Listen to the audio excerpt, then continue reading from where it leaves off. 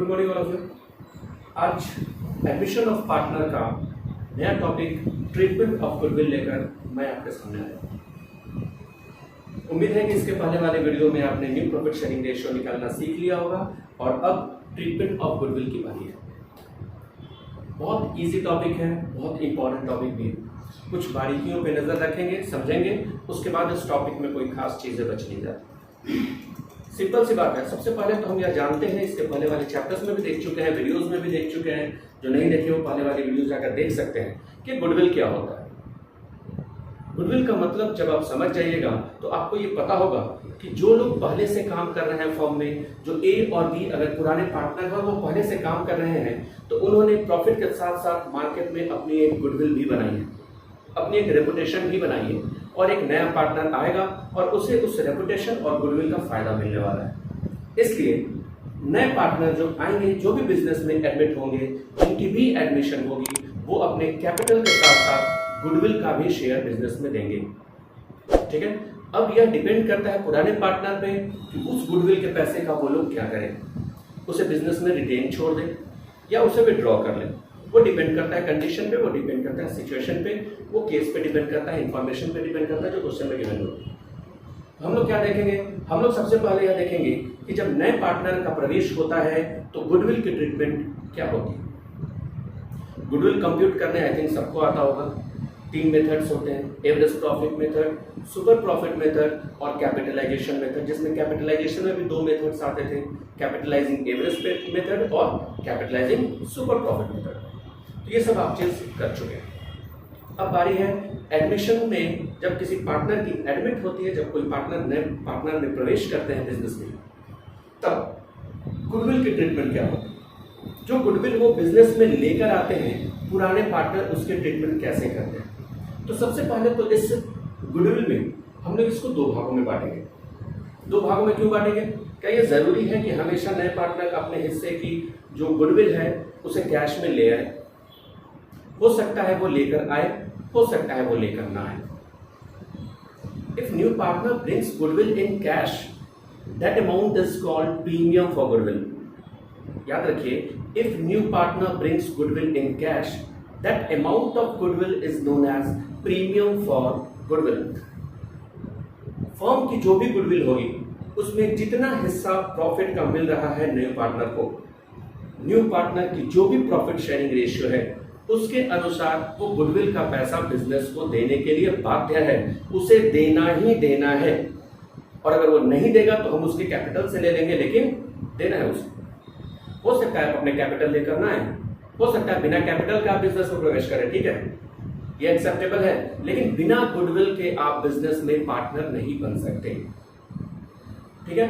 ये एग्रीमेंट पे डिपेंड करता है। सपोज मैं और एक और मेरा पार्टनर, 2 पार्टनर मिलकर बिजनेस चला रहे हैं। मैं 5 सालों से 10 सालों से बिजनेस कर रहा हूं, तो जितनी भी टाइम पीरियड मैंने स्टार्ट करा था बिजनेस, तो जो भी कठिनाइयां थी मैंने उसे सहा, मैंने उसे झेला और धीरे धीरे धीरे धीरे अपनी बिजनेस को एक बूस्ट करके रखा है। मैंने अपने बिजनेस को एक मंजिल तक पहुंचाया, मैंने प्रॉफिट अर्न कर रहा हूं, ग्रोथ किया है मैंने। पर आज आप एक नए पार्टनर के रूप में बिजनेस में आए और अचानक मेरे पार्टनर बन गए और अचानक उस रेपुटेशन का फायदा आपको मिलने लगा, तो केवल कैपिटल देकर उस 10 साल के मेहनत का फायदा जो आपको मिल रहा है, उसके लिए आपको गुडविल का भी पैसा देना अनिवार्य होता है, जरूरी होता है, ठीक है।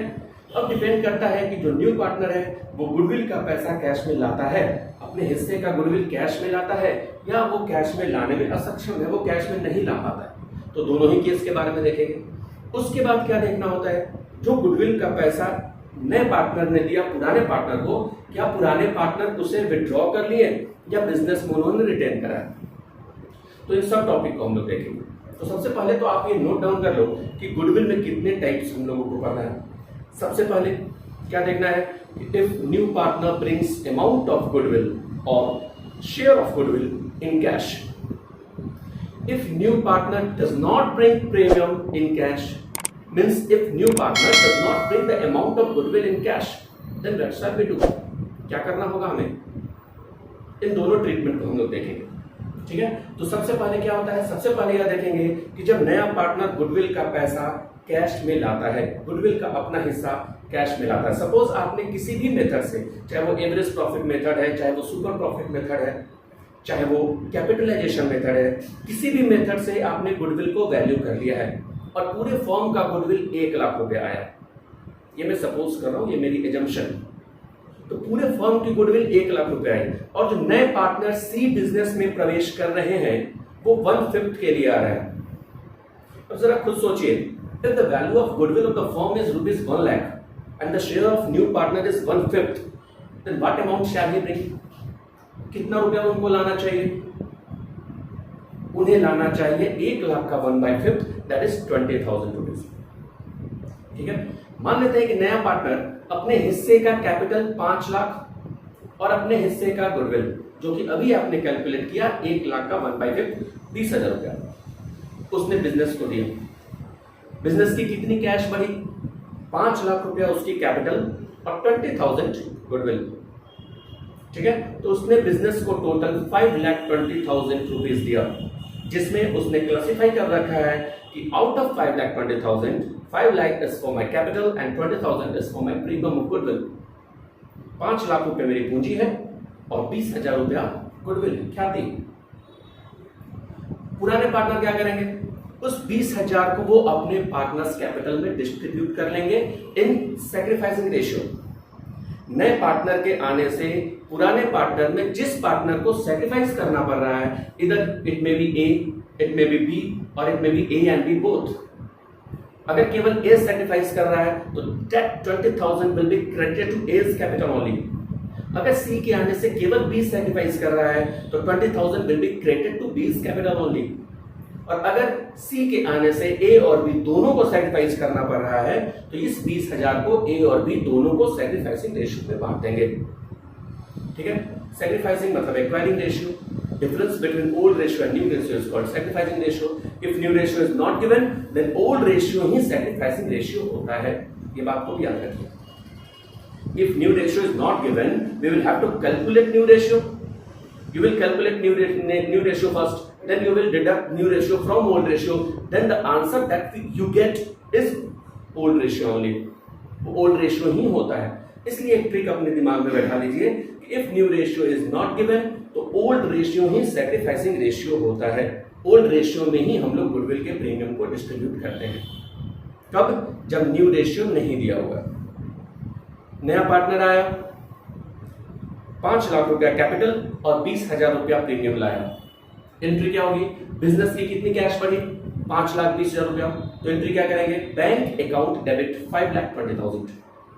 बैंक अकाउंट डेबिट 5,20,000, जिसमें कैपिटल कितनी है? 5 लाख। प्रीमियम कितनी है? 20,000। To C's capital 5 lakh, to premium for goodwill 20,000। जाहिर सी बात है, ये जो 5 लाख रुपया सी की कैपिटल है वो तो सीज के कैपिटल में रह जाएगा, लेकिन 20,000 रुपया जो गुडविल है वो 20,000 रुपया कौन लेगा? ए और बी को बांटना है। Suppose here sacrificing ratio is equal. मान लेता हूं कि सैक्रिफाइसिंग रेशियो क्या है? इक्वल है। तो ये 20,000 ए और बी अपने में बराबर बराबर बांट लेंगे। कैसे बढ़ेगा? Premium for goodwill account debit to A's capital to B's capital. 20,000 10,000 10,000। क्या किया मैंने? कुछ नहीं, नॉर्मल सी ट्रीटमेंट है। 5,20,000 रुपया नया पार्टनर बिजनेस में लाया, जिसमें 5 लाख रुपया कैपिटल था, 20,000 रुपया गुडविल थी। तो मैंने 5,20,000 बैंक अकाउंट को रेज किया। Bank account debit what comes in, तो 5,20,000 debit to C's capital to premium for goodwill. दूसरे एंट्री में प्रीमियम फॉर गुडविल को मैं राइट ऑफ करूंगा किनके अकाउंट से? ए और बी के कैपिटल से। तो premium for goodwill account debit to A's capital to B's capital. Clear है? कोई दिक्कत नहीं। अब सवाल उठता है कि अगर न्यू पार्टनर अपने हिस्से की गुडविल कैश में नहीं लाता है तो सपोज उसको 20,000 रुपया गुडविल का कैश में लाना था, लेकिन वो नहीं ला पाया, वो केवल अपने 5 लाख रुपए कैपिटल से लेकर आया। ध्यान से सुनिएगा, अगर गुडविल का पैसा नया पार्टनर कैश में नहीं लाता हो तो पुराने पार्टनर उनके करंट अकाउंट से विड्रॉ कर लेता है। अब एक सवाल उठता है, कि नया पार्टनर अभी बिजनेस में आ ही रहा है 5 लाख रुपया देकर, तो क्या उसका करंट अकाउंट अभी है? नहीं है, नहीं है मीन्स जीरो है। और जीरो है इसका मतलब अगर 20,000 रुपया मैं उसके अकाउंट से निकालूंगा तो वो निगेटिव होगा। While maintaining balance sheet, we will show the ceased current account in asset side, negative balance of current account. अगर उनका करंट अकाउंट होता तो मैं माइनस करता, लेकिन चूंकि यहाँ पर करंट अकाउंट नहीं है इसलिए उनके करंट अकाउंट से अगर मैं विड्रॉ कर रहा हूं तो वो निगेटिव में चला जाएगा और बैलेंस शीट के लायबिलिटी साइड में ना शो करके एसेट साइड में शो करेंगे। 20,000 रुपए एंट्री कैसे होगी? Bank account debit to C's capital account 5 lakh. 5 lakh क्यों? क्योंकि केवल 5 लाख रुपया ही वो बिजनेस में लाया है, वो 20,000 गुडविल का जो देना था वो तो दिया नहीं, ठीक है। तो 5 लाख से केवल bank account debit to C's capital account. Clear है? कोई दिक्कत नहीं। अब उनके कैपिटल से हमें निकालना है, उनके करंट अकाउंट से हमें निकालना है। तो C's current account debit to A's capital to B's capital कितना रुपया? If the value of goodwill of the firm is 1 lakh, new partner का शेयर है 1/5, तो 1 लाख का 1/5, 1 लाख का 1/5, 20,000 उनके करंट अकाउंट से निकालकर और ए और बी अपने अकाउंट में लिख देगा। क्लियर है? कंफर्म? कोई दिक्कत नहीं। फिर से देखते हैं। If new partner brings goodwill in cash then bank account debit C's capital to premium for goodwill, premium for goodwill account debit to A's capital to B's capital. Which ratio? Sacrificing ratio. अब सवाल उठता है, if new partner does not bring goodwill in cash, अगर नया partner goodwill के share को cash में नहीं लाता है तो वो केवल कैपिटल का अमाउंट ला रहा है। Bank account debit to C's capital because there is no any cash for goodwill, there is no entry for premium for goodwill, कोई एंट्री नहीं होगी। तो bank account debit to C's capital account और लगे दूसरे एंट्री में क्या करेंगे? C's current account debit to A's capital to B's capital. C के करंट अकाउंट से 20,000 रुपए निकाल के ए और बी के अकाउंट में 10,000 दे देंगे। क्यों 10,000 देंगे? इन इच केस वो इक्वल नहीं बटेगा।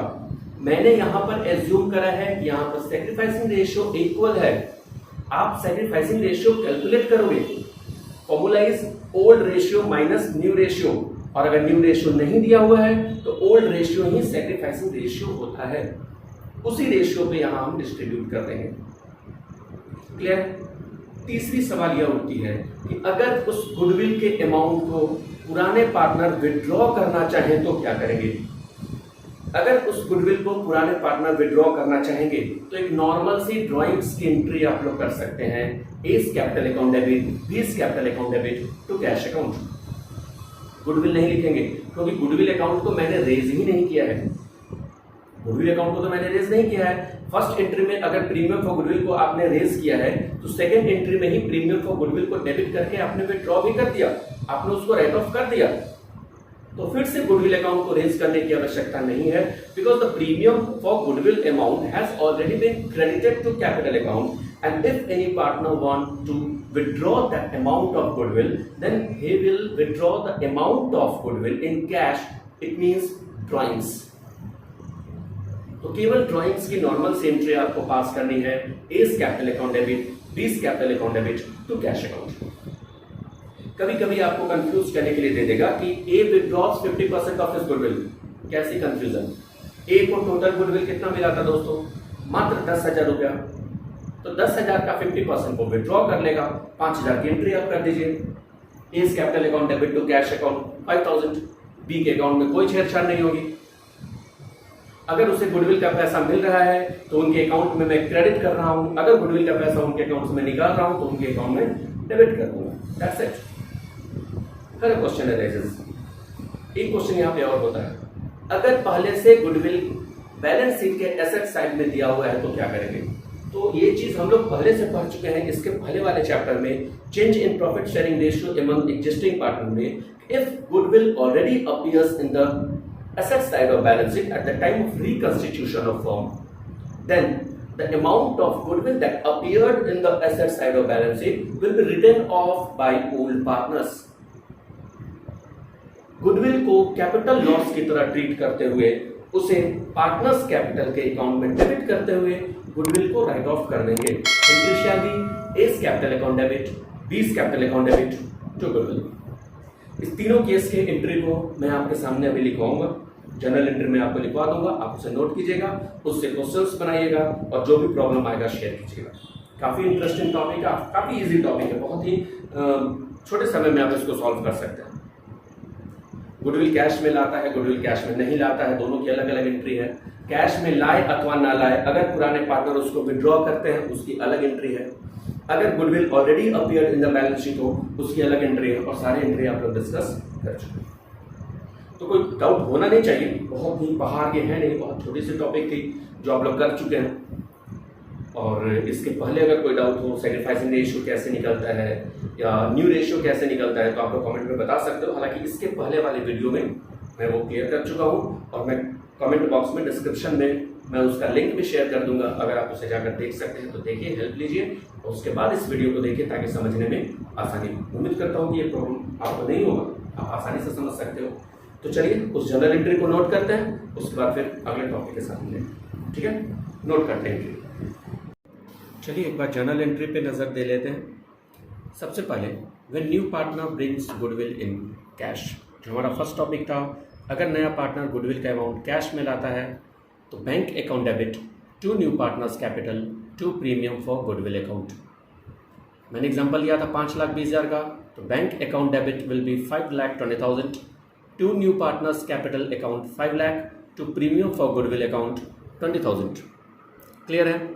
उसके बाद इस प्रीमियम फॉर गुडविल जो न्यू पार्टनर ने गुडविल का पैसा बिजनेस को दिया, उसे सैक्रिफाइसिंग पार्टनर, जो पुराने पार्टनर में सैक्रिफाइस कर रहे होते हैं, हो सकता है कोई एक पार्टनर सैक्रिफाइस कर रहा हो सकता है दोनों पार्टनर सैक्रिफाइस कर रहे हो, तो premium for goodwill sacrificing partner में सैक्रिफाइसिंग रेशियो में डिस्ट्रीब्यूट कर दिया जाता है। Premium for goodwill account debit to sacrificing partner capital account. Sacrificing मैंने यूज़ किया, मैंने ओल्ड यूज़ नहीं किया, क्योंकि हो सकता है कभी कभी ओल्ड नहीं, कोई एक ही पार्टनर सैक्रिफाइस कर रहा हो। जो सी को नया रेशियो दिया गया वो केवल एक ही पार्टनर से लिया गया है, तो केवल एक ही पार्टनर को गुडविल का भी पैसा दिया जाएगा। दूसरा केस देखते हैं, when new partner does not bring goodwill in cash.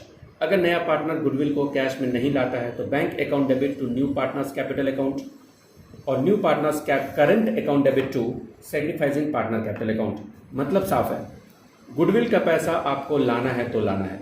अगर गुडविल का पैसा आप लाते हैं तो हम लोग एंट्री करेंगे प्रीमियम फॉर गुडविल अकाउंट, और अगर गुडविल का पैसा आप नहीं लाते हैं तो हम आपके करंट अकाउंट से वो पैसा निकाल के सैक्रिफाइसिंग पार्टनर को दे देंगे। ठीक है, हम आपके करंट अकाउंट से वो पैसा निकाल लेंगे और सैक्रिफाइसिंग पार्टनर कैपिटल को डिस्ट्रीब्यूट कर देंगे। किस रेशियो में? Sacrificing ratio. ठीक है, और एक चीज़ और ध्यान में रखना है कि ये जो न्यू पार्टनर करंट अकाउंट को मैंने डेबिट किया है, new partner's current account debit, इस अमाउंट को बैलेंस शीट के एसेट्स साइड में शो करना है।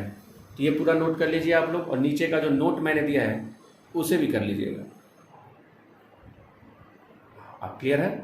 अच्छे से लिख लीजिए, एक फ़ोटो ले लीजिएगा स्क्रीनशॉट लेके, और उसके बाद पूरा नोट कर लीजिए।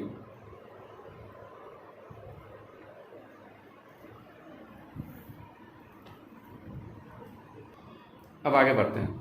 नेक्स्ट टॉपिक क्या है? Amount of goodwill withdrawn by old partners. अगर पुराने पार्टनर, मान लेते हैं कि पुराने पार्टनर ए और बी हैं, ठीक है, मैंने यहाँ पे लिख दिया assuming A and B are old partners. पुराने पार्टनर कौन है?